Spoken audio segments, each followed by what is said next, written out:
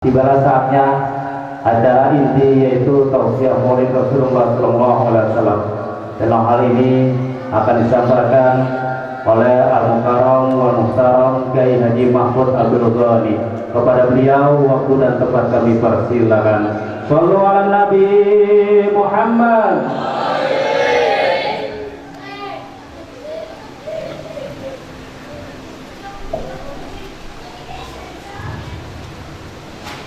Assalamualaikum warahmatullahi wabarakatuh.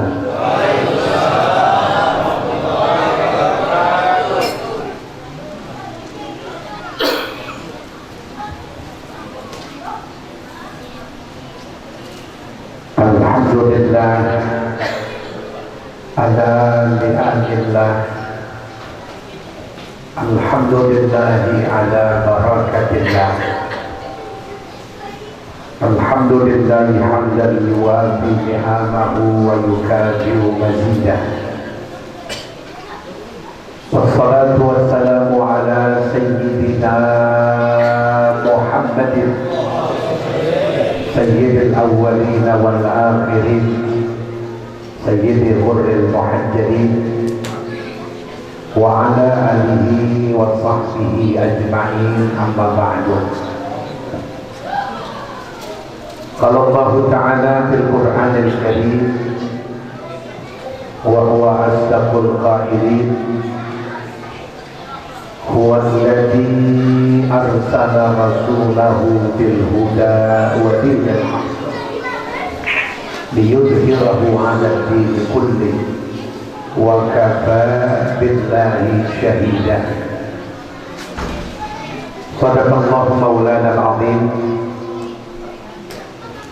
Para jamaah, bapak-bapak, ibu-ibu, adik-adik remaja yang sangat saya hormati, para asatidz, para ulama yang sangat kita muliakan, mata'allahu biduri hayatihim wa nafa'ana bi'ulumihim. Termasuk ada guru kita juga yang setiap malam malam Sabtu, yaitu akhirnya Ustaz Iskandar Abdullah.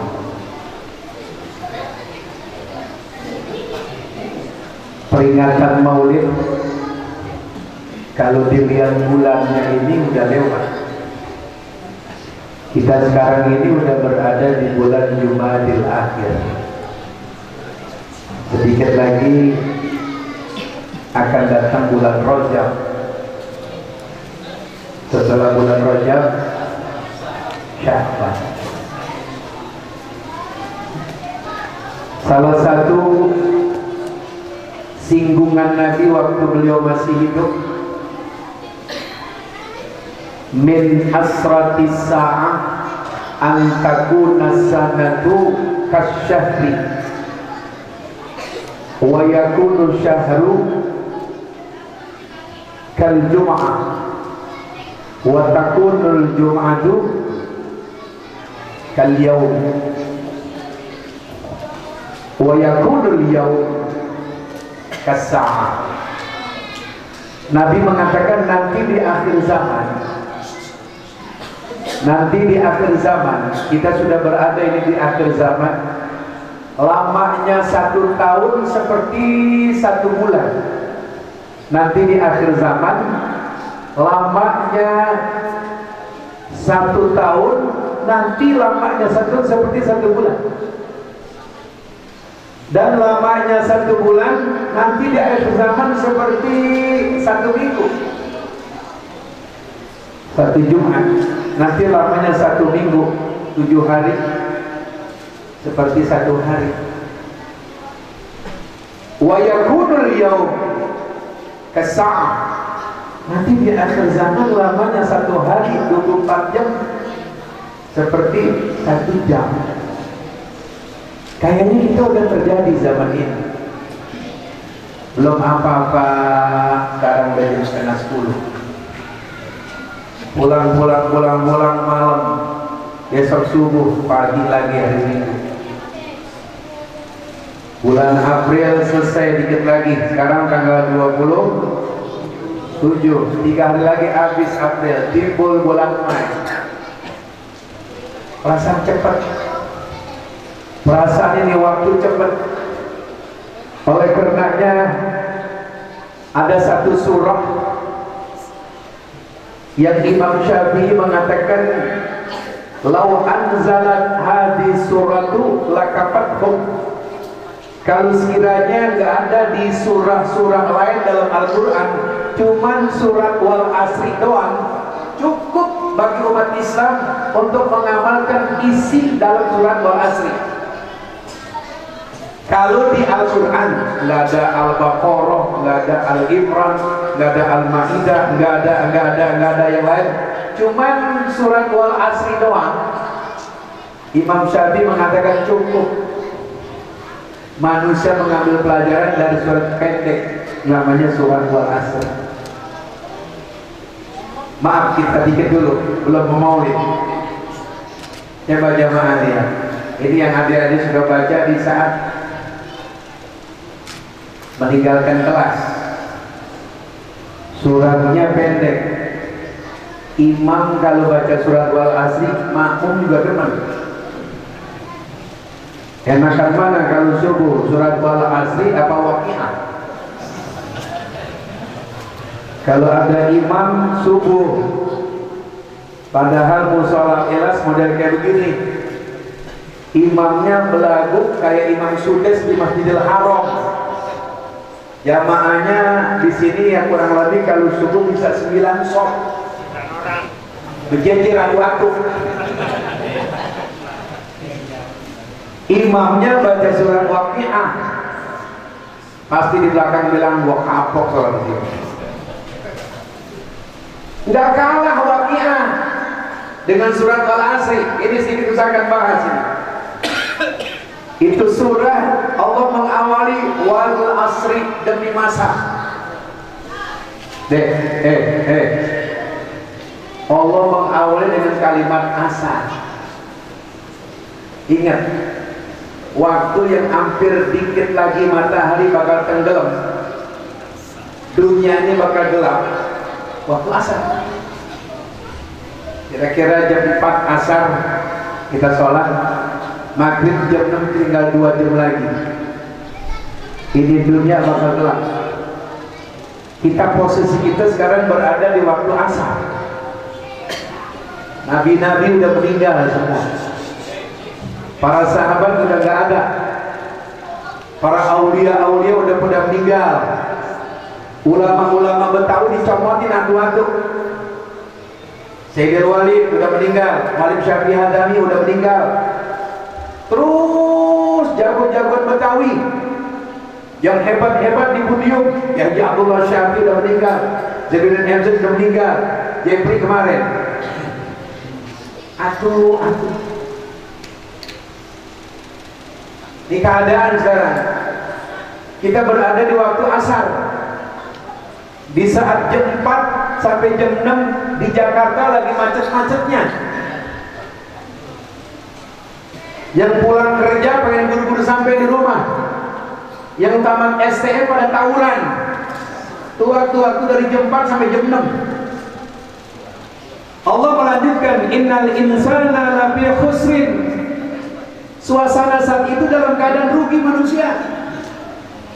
Ini mohon maaf, saya sama bapak sama, kita kan diputar model begini nih karena waktu asar itu demi masa itu diputar. Kalau asar itu diartiin zaman, waktu, kita kena waktu jadi begini.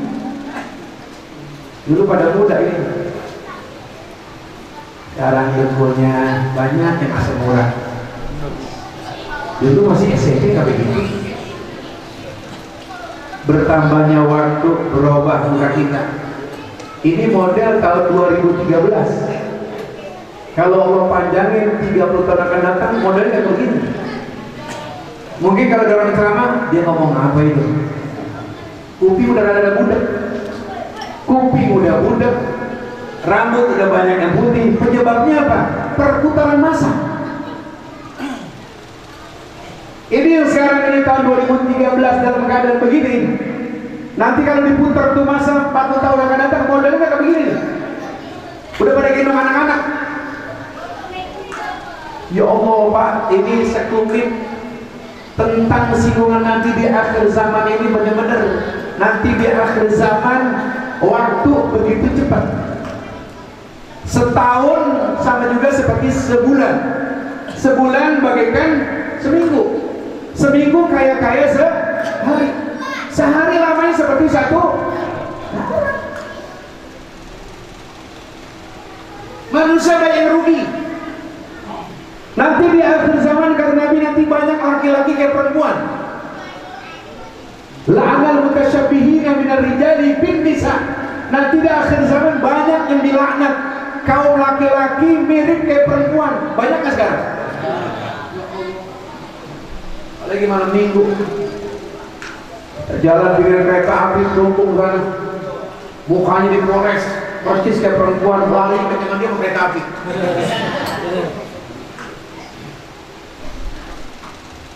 Belum yang lawak, padahal yang main lawak itu laki-laki, dimodelin, dia punya muka persis kayak perempuan.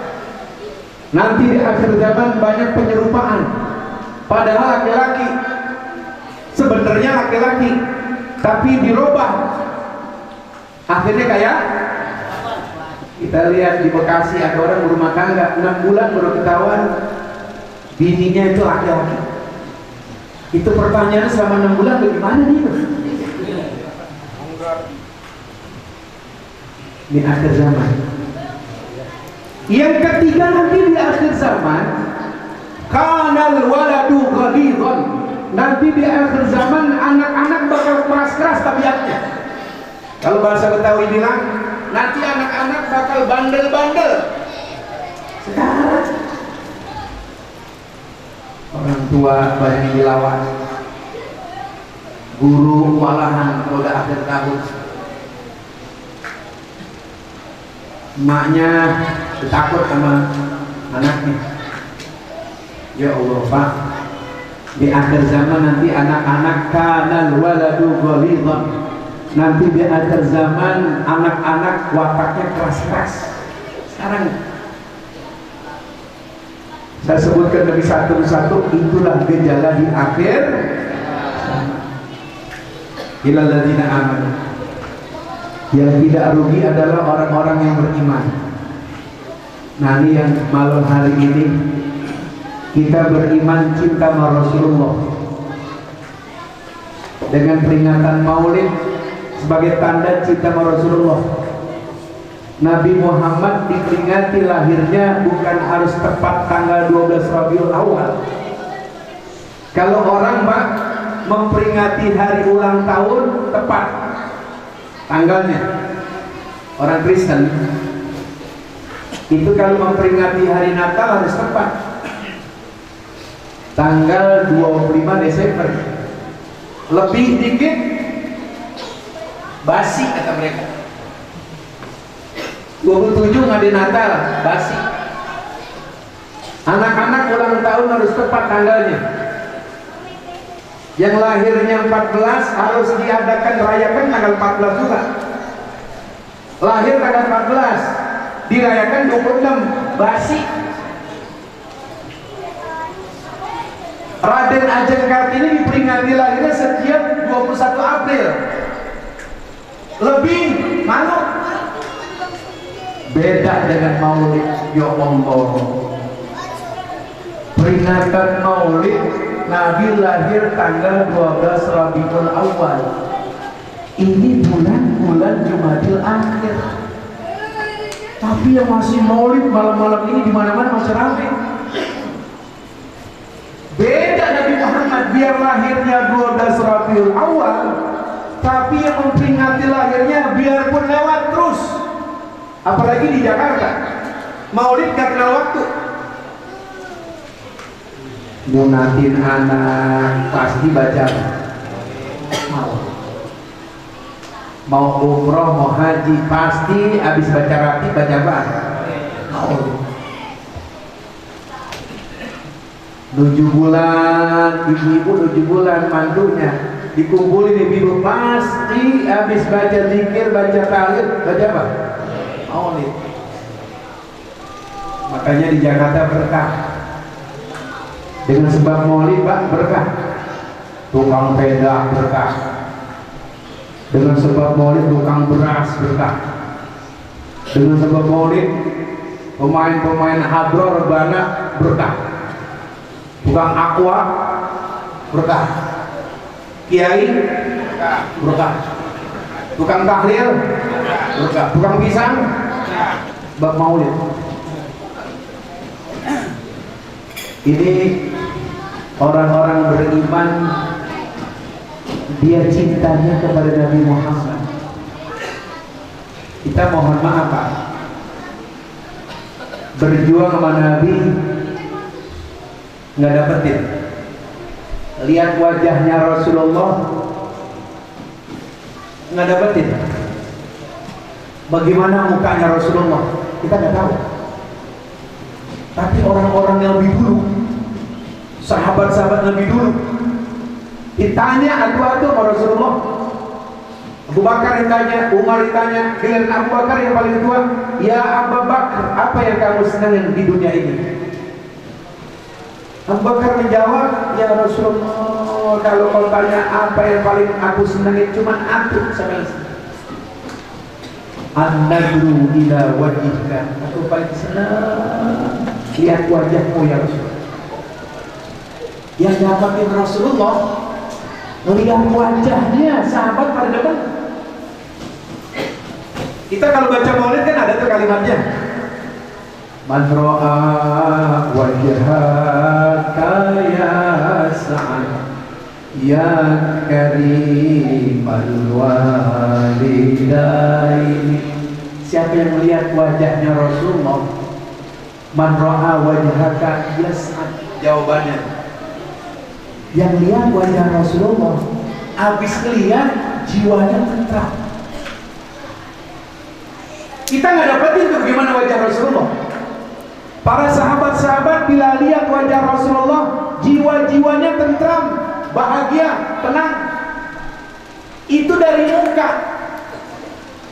Coba sekarang kita misalin muka kita sama teman-teman. Ada nggak melihat wajah teman yang jiwa kita jadi tenang? Nggak ada teman-teman, gue lihat muka lu kenyang. Ada temen sama temen, gue kalau lihat mukanya dia nggak kebawaannya enggak.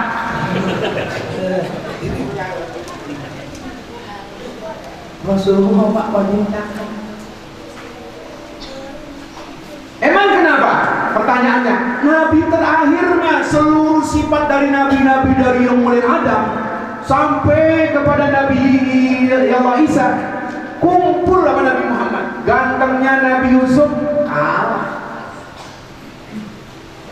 Suara paling indah Nabi Allah Daud kalah. Nabi Daud suaranya kalau pakai istilah kalah. Kita bahas maulid ini aman. Nabi Muhammad sejarahnya lengkap. Makanya ada orang Kristen, dia penulis sejarah, namanya Michael Hart. Dia kumpulin 100 tokoh dalam sejarah. Nomor 4 ditaruh Yesus nomor 4. Nomor 2 namanya Newton ditaruh. Saya baca itu, kenapa si Kristen Ortodok Kristen di nomor 1 Nabi Muhammad? Pertanyaannya untuk dia, orang yang lengkap sejarahnya cuma Muhammad. Yang lain siapa dah? Habis di jalan disensor gak ketahuan. Ayo, atu-atu ini maulidnya nih. Nabi Muhammad tanya, ayahnya jelas, Abdullah. Istrinya jelas, Siti Aminah, ibunda Rasul. Kakeknya jelas, Abdul Muttalib. Anak-anaknya Nabi jelas, ada 7.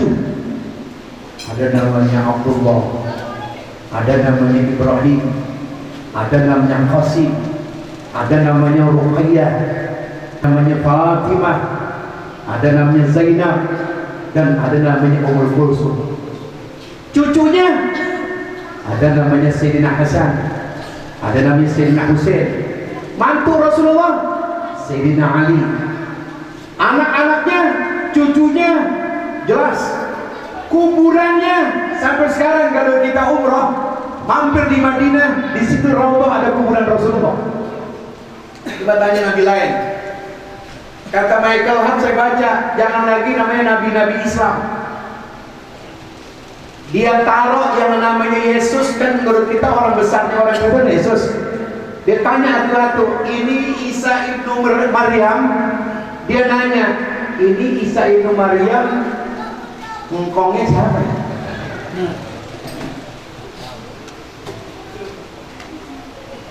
Isa ibnu Maryam, Yesus, cucunya siapa? Ini Isa ibnu Maryam, ini dia tuh mengatakan begitu. Kuburannya di mana? Belum nabi-nabi lain. Tanya ahli sejarah, di mana kuburannya? Nabi Allah Zulkifli, siapa engkongnya? Nabi Allah Yunus. Siapa cucunya? Nabi Allah Yahya. Budak kita nggak tahu.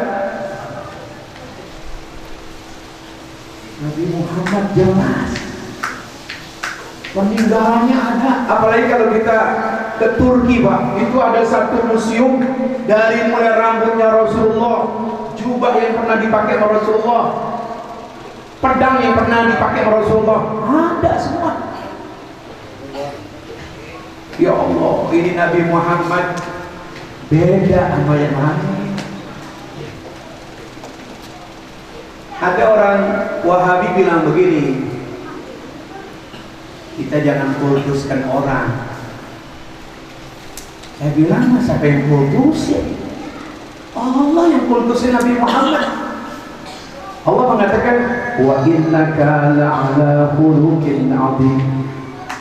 Engkau ya Muhammad mempunyai akhlak yang amat mulia. Engkau ya Muhammad mempunyai akhlak yang mulia. Siapa yang bilang begini? Emang Nabi Yahya nggak punya akhlak? Emang Nabi Yunus nggak punya akhlak? Emang Nabi Ibrahim nggak punya akhlak? Kenapa yang dipuji cuma Nabi Muhammad doang? Siapa yang kultusin? Allah wa malaikatahu yusalluna 'alan nabi ya ayyuhalladzina amanu sallu 'alaihi wa sallimu taslima. Allahumma salli wa sallim. Sesungguhnya Allah dan malaikat-malaikatnya berselawat kepada Nabi. Hai orang-orang beriman, berselawatlah kalian kepada Nabi. Siapa yang nyuruh ini?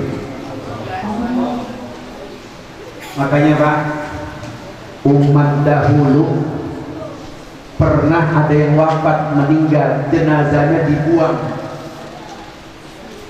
Dalam kitab An-Nawadir umat Nabi Musa ada yang meninggal mati, jenazahnya dibuang.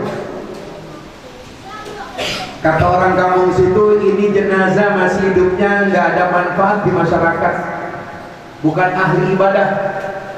Ini orang ini nggak pernah ibadah di masyarakat. Ini tangannya suka jahil, suka mencuri. Meninggal dunia nggak ada yang open, kata orang Betawi bilang, dibuang di sampah.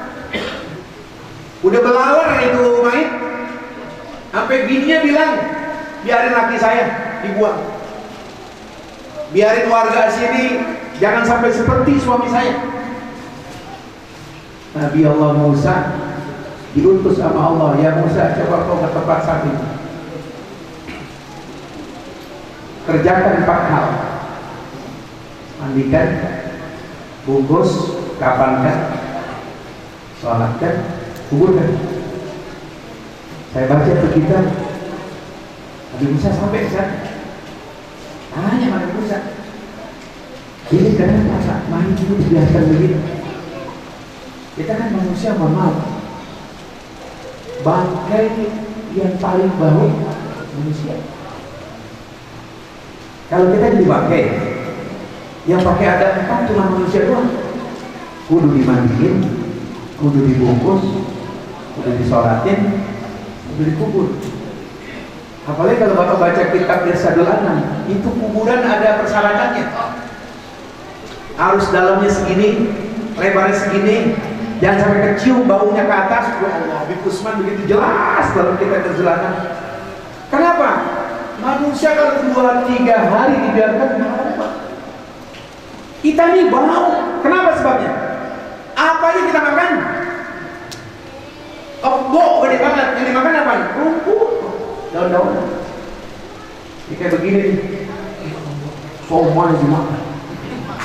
Abel telepon hilang. Bensin disedot. Orang apa nggak dimakan? Yang dulu orang pada makan dimakan sana. Bekicot dimakan.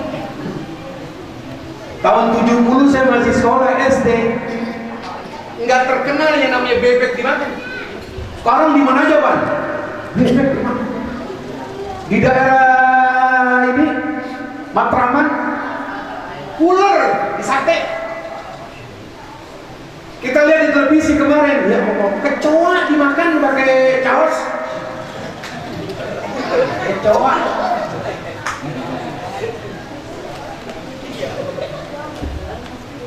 Katanya tuh bangke bau. Nabi Musa tanya, kenapa ini dibiarkan? Kalian gak mandiin? Jangan Musa, ini orang gak baik. Di kampung dikenal ini orang jahat. Ini tidak ada catatan baik. Biarin.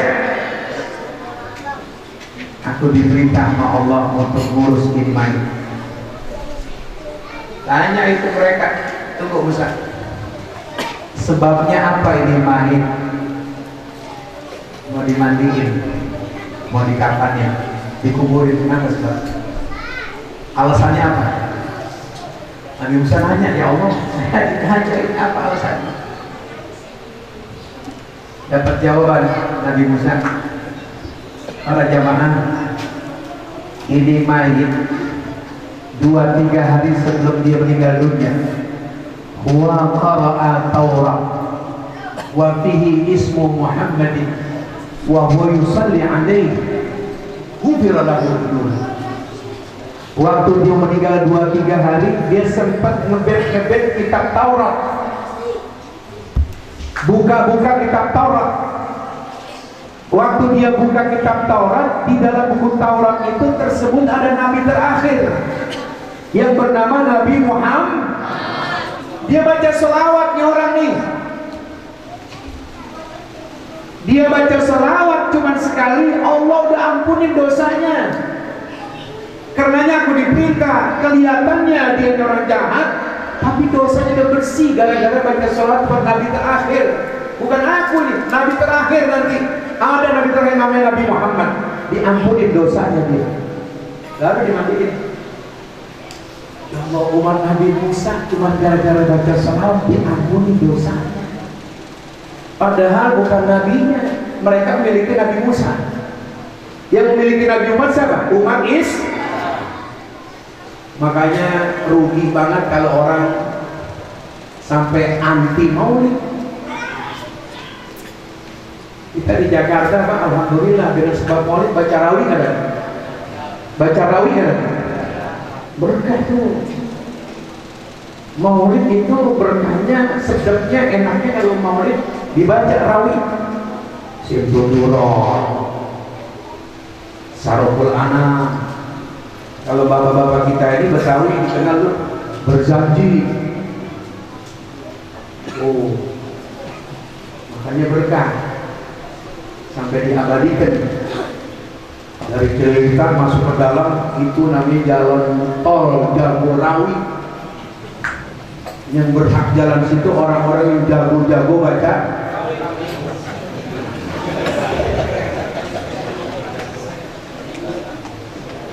Ya kenapa nggak jago koran, jago majalah? Dia tahu orang Betawi. Berkahnya tuh tol Jagorawi dulu itu daerah-daerah orang Betawi mulu tuh yang senang maulid, makanya diabadikan jalan tol Jagorawi. Jadi pesan-pesan pertama maulid kena cinta sama Rasul. Orang-orang beriman diamnya baca selawat. Ingin jadi mulia orang beriman, Nabi mengatakan min karamatil mu'min salas. Orang beriman bisa mulia apabila 3 hal dia punya. Orang beriman kayak kita nih, 3 hal dia punya, mulia di masyarakat. Allah dan Nabi-Nya cinta kepada orang yang punya 3 hal nih. Nabi mengatakan siapa orang punya 3 hal, orang beriman itu mulia di sisi Allah, di sisi Rasulullah, masyarakat juga benar. Saya baca lagi dalam kitab Minahus Saniyah. Pertama, orang mulia kata Nabi bahasanya cocok. Zaujatun muafiqatun. Orang mulia itu adalah orang yang punya istri sejalan dengan suami. Punya bini, biarin cakep, ibadahnya sama suami. Suaminya duha, bininya duha, lakinya sholat, bininya sholat. Ya, bini cakep, asal ibadah ya. Daripada punya bini berjelek, cerewet, agak semua kukerin mau ojek gitu. Punya bini jadi ukuran kemuliaan kita, Pak. Ustadz hebat, yang bininya laki-laki bisa turun derajatnya gara-gara bini. Bapak Haji di sono begitu, nenteng berkat. Ininya lagi main catur malah laki-laki. Teman-teman, ya Bang Haji lu mah cakep, bini lu lihat. Jadi perempuan bisa bikin mulia rumah tangga. Mudah-mudahan ibu-ibu yang datang ini ibu-ibu yang soleha. Kita tenang, Pak, bagaimana ini? Kenapa Nabi dalam satu ucapan beliau bilang begini, baiki kecil rumah Rasulullah, Raudhah itu rumah Rasulullah, baiki dan Nabi, rumahku adalah surgaku. Apa Nabi rumahnya perabotnya lengkap? Rumah Nabi nggak ada TV-nya, Pak. Rumah Nabi nggak ada kijang inovanya. Rumah Nabi nggak ada AC-nya, kagak. Kok jadi surga? Kenapa rumah kita yang adem pakai spring bed lagi jadi neraka di rumah kita? Oh, yang mewarnai rumah itu surga neraka bukan AC, bukannya mobil, bukannya duitnya banyak, bukan perabotnya lengkap. Yang rumah itu jadi surga atau neraka di ente tuh soleha apa kagak? Coba kalau bini soleha, rajin maulid, pagi kita yang dagang, yang kerja, yang ngajar, yang karyawan, yang pegawai. Bini soleha selesai subuh, bini kita dia baca ratib dulu, kalau nggak dia baca Quran terus setengah 6, dia tahu banget suaminya mau kerja, dibikin nasi goreng sekalipun 1 piring bakal suaminya dengan tangannya sendiri itu istri diiris-iris dan mengkuduk. Ya Allah, nikmat nasi goreng kayak dan mengkuduk. Orang Betawi kan dulu kalau bikin nasi goreng pakai daun kudu. Sekarang aja udah sawi. Tanya orang begitu dulu. Kudu. Ya Allah, udah selesai Pak, yang dagang, yang kerja, yang pegawai, Pak. Isi solehan ya. Abang sarapan dulu. Saya yang bikin Mas. Dideketin begini, ayo Abang sarapan. Di sebelah sini ada teh manis. Lakinya habis orang apa? Berkeringat itu si suami. Abang makan dulu. Kelar makan, udah Bang, udah Abang sehat ya. Cium tangan please. Pergi suaminya, anak-anaknya sekolah pergi ke sekolahan. Ngapain tuh bini soleha? Ya Allah, kerjaan dia selesai, di sholat duha. Di sholat duha tuh bini kita. Bini kita nggak usah cakep dah, Pak. Jangan kayak bintang film jadi fitnah. Biarin bini kita modal kayak di sini kayak orang-orang daerah mana tuh? Rawajati. Asal pantas di bawah nyarawak udah cakep. Asal pantas di bawah. Nah, kalau kita punya bini cakep ke Sarini kan jadi fitnah. Yang model orang sini nih punya bini kayak Sarini, orang udah lihat, lah itu perempuan mau kayak potongan laki begitu. Biasa aja lah. Dia salah doa. Didoain suaminya, didoain anaknya. Ada ibu suaminya yang jualan cendol, jujur banget itu suami. Si istri jujur. Dia doa, ya Allah, ya Tuhanku, baru saja aku sholat Tuhan. Lakiku tadi, ya Allah, bawa dagangan cendol ke terminal Kampung Melayu. Aku mohon padamu, ya Allah, mudah-mudahan terminal Kampung Melayu orang sampai tenggorokannya kering semuanya. Jam 1 habis dagangannya berkat doa istri soleha. Kita punya bini tuh yang Nabi mengatakan kemuliaan seorang bagaimana istri. Kita makan, hobinya dia tahu. Kita makan, dia hobinya dia tahu. Hati gua sih menghajau menjengkol gitu. Makan dia tahu hobinya. Tar malam, di malam nih dia tahu hobi suaminya. Tahu banget istri soleh. Sorgaku ada di rumah. Ya Allah, lakinya pulang kerja suruh sholat isya dulu. Dia lihat TV dulu bang, lihat berita dulu bang. Bagaimana tuh Ustaz Uji ini bang? Lihat bang, lihat bang. Mau kemana nih? Saya mau dandan. Ini di kamarnya solehah. Ya Allah, dia dandan pakai bedak sebanyak-banyak. Lipstick ada dipakai. Istri solehah pak, ya Allah nikmat. Pagi sarapan, kita lihat baca Quran. Malam dia tahu banget hobinya si suami. Neng, jam 10 neng, mau masuk tunggu bang, tunggu belum kelar bang. Rambutnya dipekam 3. Kalau udah dihadapkan suami udah nggak pakai jilbab. Di hadapan suami di kamar udah pakai jilbab. Laki nanya pakai jilbab, lo ngaji sama gue? Buka semua. Ini anak-anak pada nyambung ini.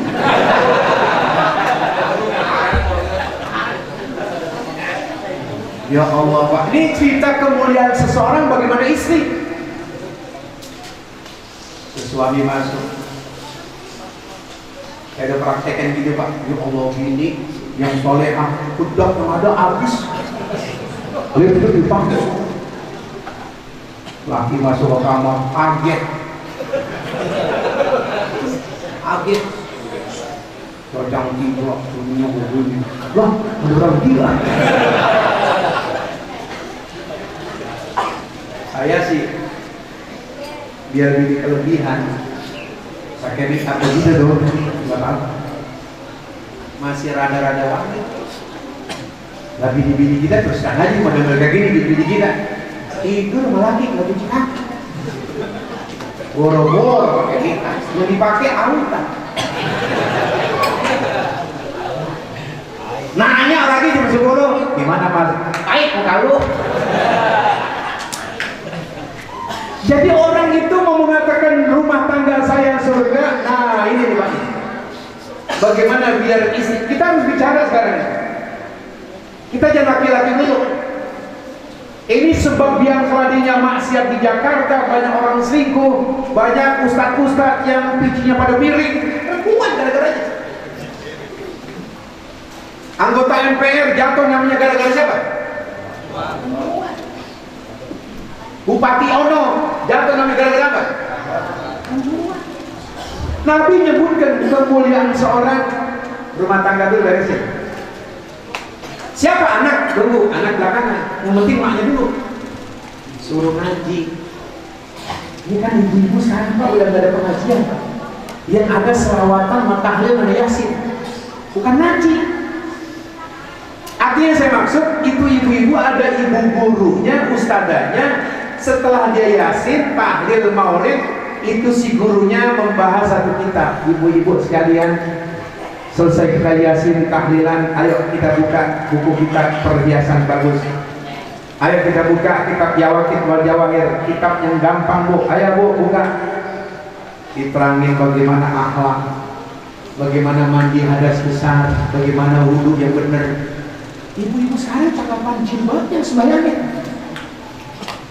Oh, jilbabnya baper sih, telepet. Tanya tuh nyanyi bini-bini kita, gimana madrasah besar? Siapa yang ngajarin ente madrasah? Mana tuh Irsyadul Anam? Harus ada ustazah yang ngajarin Irsyadul Anam. Ini cara mandi begini. Kita beda bu sama laki-laki. Kalau laki-laki langsung diri boleh. Ibu-ibu mandinya harus duduk tidaknya dulu, jongkok dulu, nongkrong dulu. Kenapa ustazah? Lepitannya banyak. Bagaimana niat mandi? Ya mohon maaf ini, saya menggurui untuk ibu-ibu. Di daerah kita pengajian yasinan, maulidan, amal dikit lagi ziarah, baju seragam tiap 3 bulan sekali ganti mulu. Betul nggak Pak? Bapak-bapak belum pernah pakai baju seragam, ya begini aja udah. Habis maulid, pertama adalah perhatikan bini-bini kita di rumah. Dan perhatikan juga mushola ikhlas dengan pengajian kaum ibunya. Silakan zikir, tahlil, yasin dan maulid ada dong. Biar 10 menit, 15 menit ustazah yang perempuan baca kitab. Baca kitab. Nggak ada ustaz perempuan yang bisa baca kitab. Biarin guru laki-laki pakai hordeng, tutup. Ya Habib Umar, Asegaf, Guru Adi, tutup pakai hordeng. Nggak kelihatan dong gurunya. Sekarang ada handycam. Guru pakai handycam, si murid lihat. Emang apa nggak digeblak? Digeblak maklum. Nanti tuh guru bisa nilai mana yang muridnya cakep. Ibu-ibu kan nggak semuanya nenek-nenek. Oh, apalagi guru model kayak saya. Yang dilatih yang jelek main cakep. Yang jelek, agak normal. Normal. Kenapa Habib Usman menganjurkan bila seorang laki-laki mau ngajar perempuan silakan, supaya menyalahkan kita harus pakai hijab, pakai dinding. Habis nggak ada perempuan, kalau perempuan silakan perempuan aja. Nanti dia tahu akhlak rumah tangga bagaimana, sholat mandi besar bagaimana, duduk tawaruk bagaimana. Duduk tawaruk beda sama duduk iftiras. Sekarang tanya dah, jangan lagi ibu-ibu bini-bini kita. Pak Haji yang pakai sorbannya spray dipakai. Pak Haji, saya mau nanya Pak Haji, bedanya duduk iftiras sama tawaruk apa Pak Haji? Saya nggak nanya perbankan Pak Haji, saya nggak nanya faraid Pak Haji, saya mau nanya Pak Haji sholat udah lama? Udah berapa tahun? Belum lahir udah sholat. Belum lahir udah sholat. Sekarang saya mau nanya, kata anak muda, duduk tawaruk bagaimana? Duduk iftiras bagaimana? Pasti jawabannya nggak ada. Artinya kalau misalnya dia iftiras begini modelnya, kayak tahiyat pertama. Kalau tawaruk ini namanya, ini namanya tawaruk. Itu kan ngaji akibat tahu. Tawaruk mana? Ini begini nih. Kalau iftiras, ini iftiras. Kalau begini namanya apa? Bersilah nih, ini berkat ini. Masalah duduk ini tanya. Nggak semuanya semasjid bisa tahu. Saya nanya tahiyat Pak, nggak nanya apa nggak doa kunut Pak, nggak nanya masalah bagaimana Bapak tahiyat. Duduk aja kalau ngaji nggak tahu iftiras bagaimana. Iftiras begini, tawaruknya begini. Kalau ini namanya apa Pak? Gini.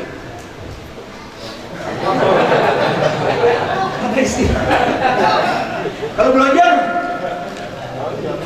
duduk ada duduk lonjor, duduk bersila, duduk jongkok, duduk tawaruk, iftiras. Belonjor atau belonjor? Dua kaki diulurin ke depan. Nyender. Kalau nyari berkat banyak kan duduk apa? Bersila. Kalau Nabi duduk di tempat ramai banyak kan tawaruk Nabi kalau duduk. Menampakkan ketawaduan Rasulullah. Kalau orang Arab habaib makan begini. Iri gimana? Nah ini begini. Ini orang Arab. Kenapa? Lambung kiri biar miring supaya banyak isinya. jajalin makan hidangan besi lah dikit isinya, susah. Jadi saya contohin, maulid ini cuma acara begini bukan. PR kita apa? Ibu-ibu yang pada nggak ngerti ibadah gimana, bagaimana tanda-tanda haidnya udah kelar bersih. Sholat mana yang wajib diqadha dia kagak tahu. Dia bersih, misalnya jam 3 bersih mandi, nah harus sholat apa dulu? Pentingnya pertama kemuliaan seorang bagaimana istri, bagaimana bini, bagaimana kita yang perempuan, itu yang pertama. Yang kedua, kemuliaan kedua Nabi mengatakan wassalatu jami'ah. Orang beriman yang mulia itu adalah sholatnya berjamaah. Ini musola namanya Al-Ikhlas. Yang berhak meramaikan musola Ikhlas yang dekat sama musola. Pak, sholat zuhur di sini.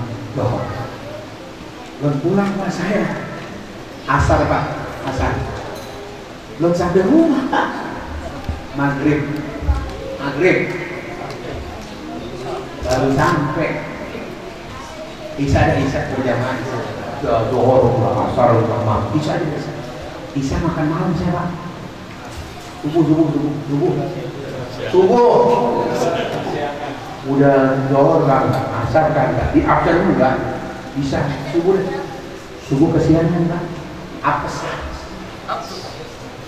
Rumah dekat musola Al-Ikhlas dalam 5 waktu, atau waktu kayak berjamaah masih beruntung. 5-5-nya ada. Terus sama juga rumahnya dekat Bank Mandiri gak punya duit. Rumahnya dekat bank gak punya apa? Apes. Ini musola sih alhamdulillah kalau maulid mah dikit. Coba besok kita sholat subuh. Kalau bisa anak muda nih bangun. Anak muda, Nabi banggain banget. Khairu sababikum man tasabbaha bisuyuhikum. Secakap-cakapnya anak muda yang lagunya akhlaknya ibadahnya kayak orang tua. Anak muda kayak orang tua cakep. Masih umur 18 tahun, masih umur 20 tahun.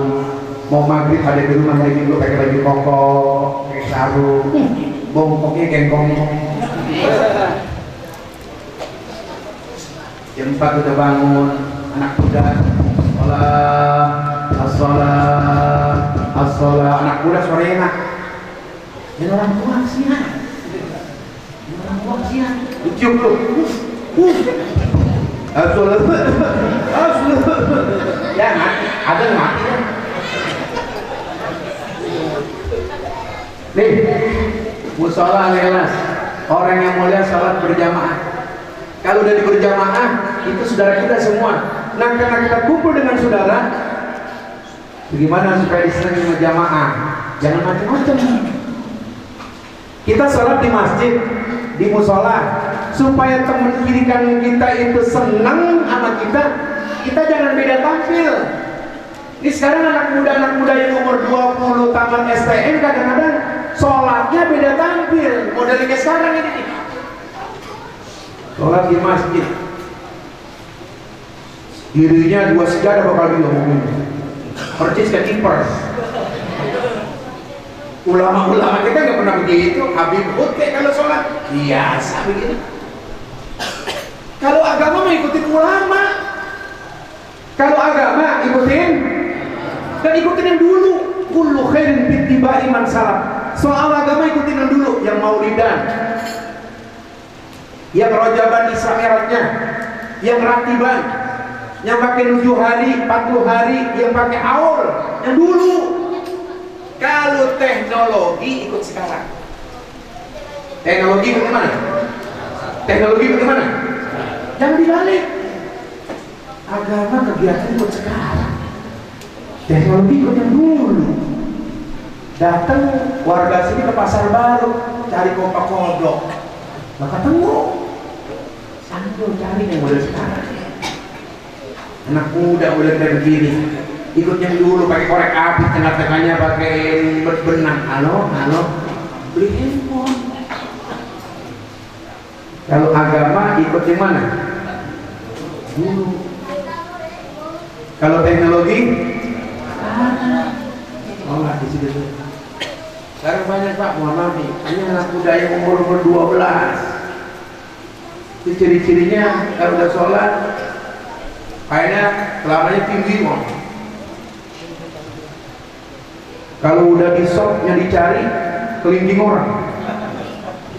Kapet Pak, kapet. Kita udah kapet. Sakit ini dulu. Ya kapet Pak, udah kapet. Kita kan nanya sama dia, kenapa sih Mas istirahat? Kelingking Pak, iya udah. Biar setan nggak masuk. Dia mohon maaf, imam udah mulai. Kelingking kita berdua udah rapat. Setan nggak, ini anak kebo masuk.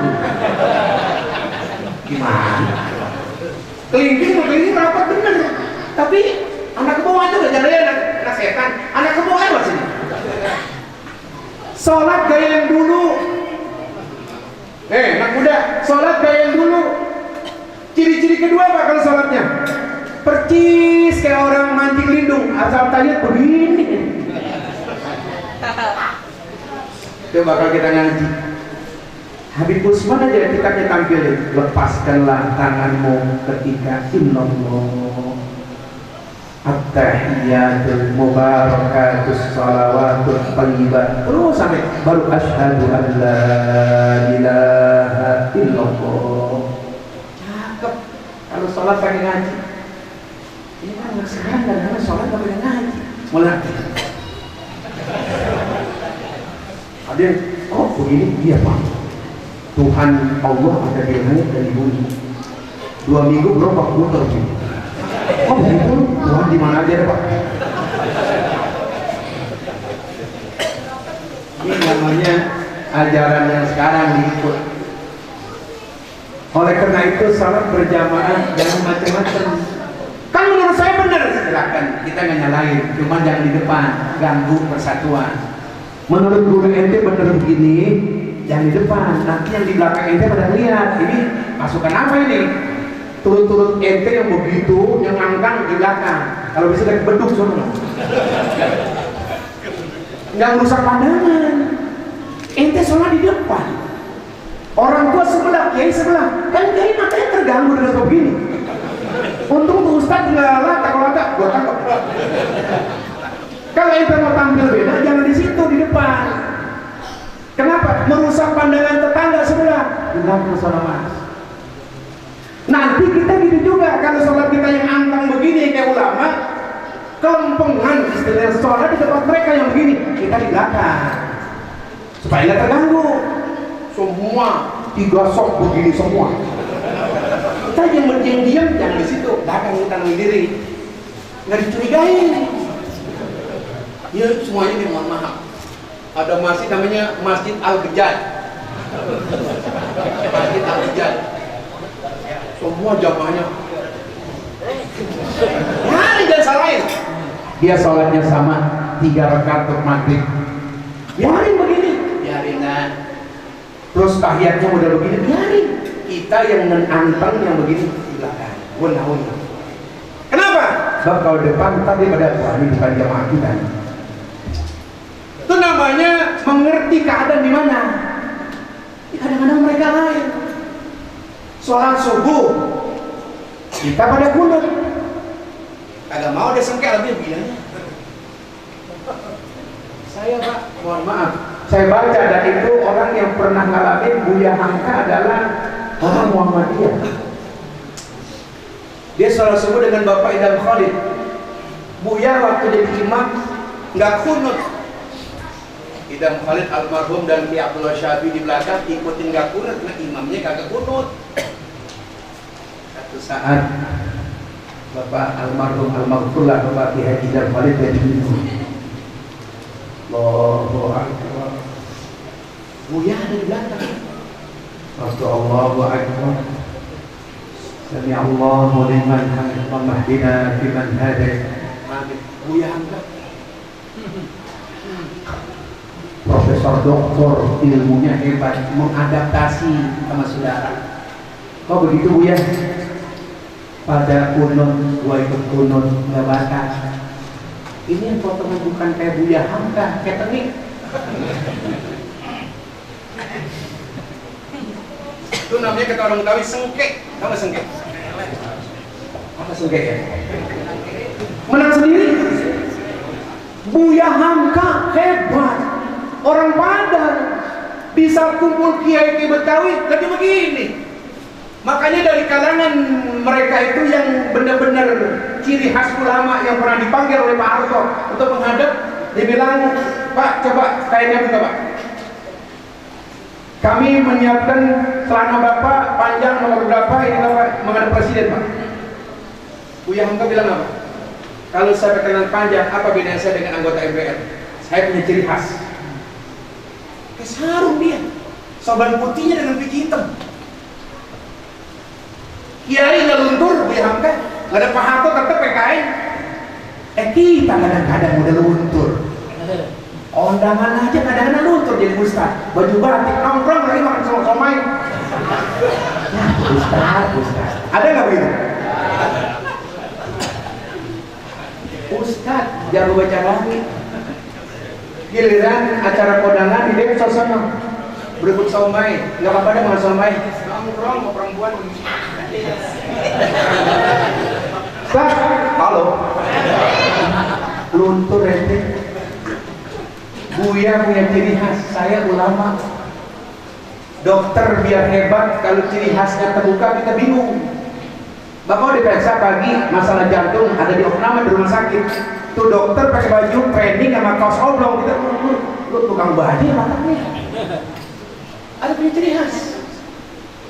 Itulah diantaranya cakepnya mengadaptasi menyesuaikan tempat ulama. Jadi oleh karenanya kalau sholat berjamaah, bagaimana supaya kiri kanan dan di belakang supaya saudara kita umat Islam senang, jangan tampil beda.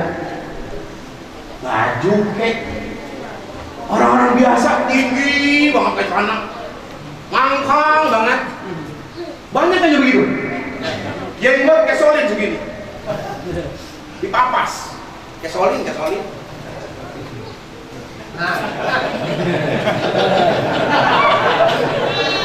Jadi oleh karenanya sholat berjamaah, sholat kekompakan. Kalau kita kompak, enak. Istrinya, rumah tangganya harmonis. Si suami mau bergabung mengadaptasi buku lama orang-orang baik, mau sholat jamaahnya dan hadir majlis taklimnya. Yang ketiga apa kemudian orang itu ya Rasulullah? Rasul menjawab, wal jiranu yuhibbunahu. Tetangga kiri kanan mencintai dia. Ini orang mulia nih. Rumah tangganya beres, istrinya suruh ngaji, anak-anak perempuan suruh pakai jilbab. Dianya sebagai ayah sholatnya bergabung di musola ini, di musola sana. Ada majlis taklim dia datang. Karena kan begini Pak, masjid musola yang ramai kadang-kadang kelompok orang asli dulu. Udah tua, yang pensiun, berbat. Yang masih kerja kadang-kadang jarang. Sebelah rumah kita, sebelah masjid kita ada orang DPR, nggak mau ke masjid. Camat tinggal dekat dengan masjid, nggak mau dia ke masjid. Ntar kalau pensiun, kalau ada setor boleh. Nah baru dah. Udah ampasnya baru ke musola. Coba lihat dah. Di daerah manapun pasti yang ramein musola kelompok orang asli dah yang gini-gini. Mana kelompok Zohor? Kelompok Asar mana? Lagi maulid sudah datang ini. Jadi oleh karena Nabi mengatakan setelah rumah tangganya hebat, sholatnya berjamaah. Sholatnya berjamaah mau datang, mau kumpul. Yang ketiga, ciptakan di antara keluarga dan tetangga bisa disenengin orang. Kita kan enak Pak. Kalau kita meninggal dunia kayak Ustaz Jepri enak tuh. Saya nggak tahu kenapa dia harus keluar jam 1, tapi cerita meninggalnya enak. Hari Jumat nyolatin ribuan orang pada sedih semua, enak juga tuh, orang baik tuh tandanya. Kita meninggal dunia, tetangga kiri kanan sedih. Kenapa Bu? Ini orang baik Pak, ya Allah, tetangga saya ini mau minjam apa gampang Pak. Pak, kenapa sedih? Allah, tetangga saya ini Ustaz, kalau saya mengadakan acara, dia mau Ustaz bantu saya. Kita meninggal dunia kiri kanan banyak sedih. Yang gak enak kita meninggal dunia kiri kanan kita pada girang. Alhamdulillah dia mampus, enak dah sih. Alhamdulillah men. Jadi singkat kata peringatan Maulid tanda orang beriman, amalin 3. Ayo kita periksa rumah tangga kita. Bagaimana bini kita? Kemuliaan kita bagaimana istri? Yang kedua, ayo yang tadinya rada-rada malas pakai rada-rada, suka-suka malas, ayo kita hadir. Apalagi sekarang musyawarah kita ada pengajian di sini. Paling tinggal 2 bulan lagi dah istirahat. Cuman kalau mau untuk pengajian ya kadang-kadang banyak murid nggak punya pengertian sama guru. Kalau jadi murid, kalau ilmunya mau manfaat, ada pengertian sama guru. Penutupan itu murid yang bakal manfaat kalau amplop di sini. Isiin biar dikit, ya yang merah 3 aja dah. Udah kelar maulid, salam-salaman, matur sana, mohon maaf ya Allah. Ustaz bakal libur, saku yang 1 sana tuh, ada 3, doa Allah. Buka di rumah tuh, alhamdulillah, didoain. Ini kagak hadiah setahun sekali 3.500. Malah nabi jelek-jelek. Pelit banget sama guru. Jadi bukan di sini aja, majlis takliman aja. Kalau penutupan pengajian, ayo kita hadiah sama guru. Itu menjadi berkah di sini. Saya kira cukup sekian jamaah. Saya hanya mengajak 3 hal tadi dari hasil peringatan Maulid. Mari kita praktikkan rumah tangga kita. Yuk kita rajin hadir majlis taklim dan sholat jamaah. Mari kita ciptakan antara tetangga dengan tetangga saling mencintai. Cukup kiranya ada yang nutup dengan pembacaan doa. Akhirul kalam. Assalamualaikum warahmatullahi wabarakatuh.